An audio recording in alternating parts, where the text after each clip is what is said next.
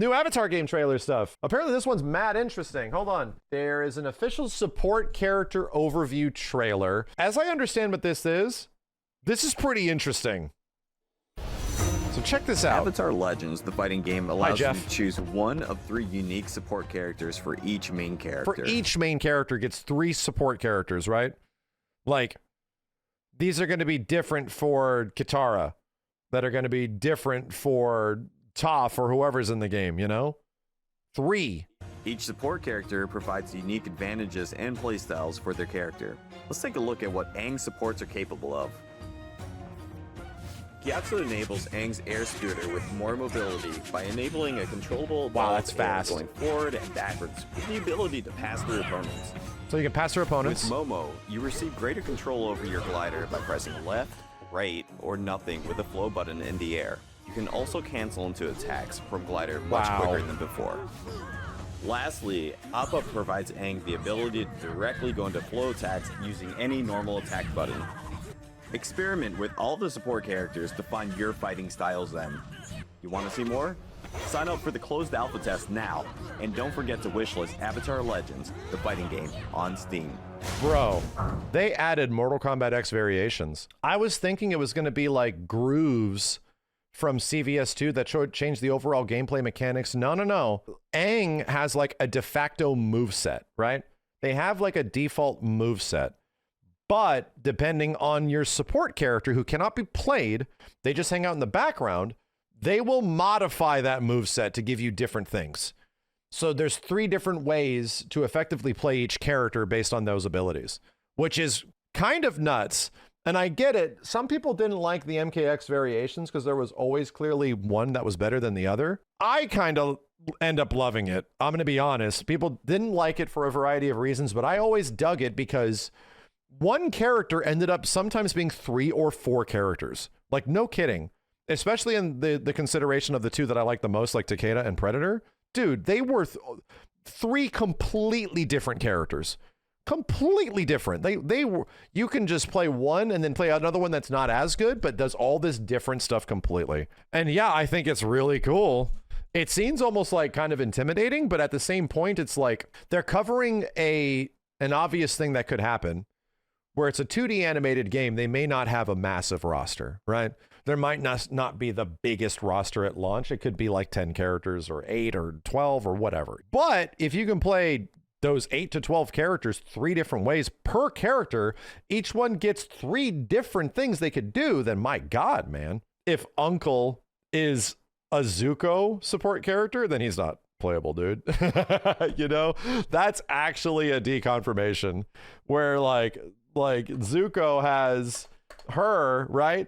And if he also has Uncle, like Iroh back there, then Iroh's likely not going to be a playable character in some way. Like, we'll see. We'll see. You know, I don't know if that means that, but we shall see. This is one of the best looking games from the source material you've ever seen. See, I agree. Based on the material that it's coming from, like what it's based on, I think it looks very close to and in touch with the source material. Avatar Legends, the fighting game, is a 4-button fighter, with each button completely unique in its own purpose. Each of the buttons will do something different whether you're standing, crouching, or in the air. So 3 buttons? The A button is usually your quickest attack, easily countering slower ones. Yeah. The B button tends to be slightly stronger with more range. The C button is your heavy attack that will do massive damage. And the flow button by itself goes into the flow stance, which automatically guards all incoming attacks. So this sounds like all incoming attacks. Sounds like a Street Fighter parry. Flow stance, which automatically guards all incoming attacks. The flow button with directional inputs provides unique movement options that can be used for evasion, counterattacks, and more. See, and that's what's nuts is that it isn't specifically just a defensive like block button that sort of gets you out of tough situations maybe. No. You can do moves out of it. There are specials that you can do flow into directionals and get unique things. So there is a parry in the game, but it's an easy to use defensive parry, but still, you know, it seems like it's going to have a multitude of uses. I think the bigger question I have is how much freedom will you get? Because even the parry in Street Fighter has limited use, you know? It does take a resource. I wonder if the flow button stuff is going to be tied towards a resource in some way. His flow moves represent spirit his gauge. ability to weave and maneuver in a variety of ways on the ground and in the air. Knowing when and where to use each of these moves is the key to victory. As Aang once said, the past can be a great teacher.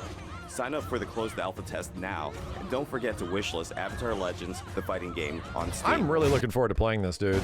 I'm really looking forward to seeing how it feels, because there's always a big disconnect. Like when you see a fighting game that looks pretty good, there's a bit of disconnect where like things sound good, things look good, and then you play it and you're like, things not good, bro. Like that happens. I want to give the game the benefit that I'm very much looking forward to this, but it's hard to pull a conclusion that this is just going to be it until you play it. And some games can just feel really weird and like really crunchy when you eventually get in there and start pressing buttons and doing stuff. But if it's snappy and it's relatively fast and it's sort of like a quick return to neutral sort of game with like mid to not super long combos, and it's just about like, yeah, just chaos. It feels like it's sort of like a 1v1 high power level sort of chaotic game, especially with the new variation stuff, which is going to be neat because dude, even in this beta, everyone's going to be playing obviously like the easy to use and good variations that are in the beta support characters, but dude, everyone's going to have 3 different ways to play them.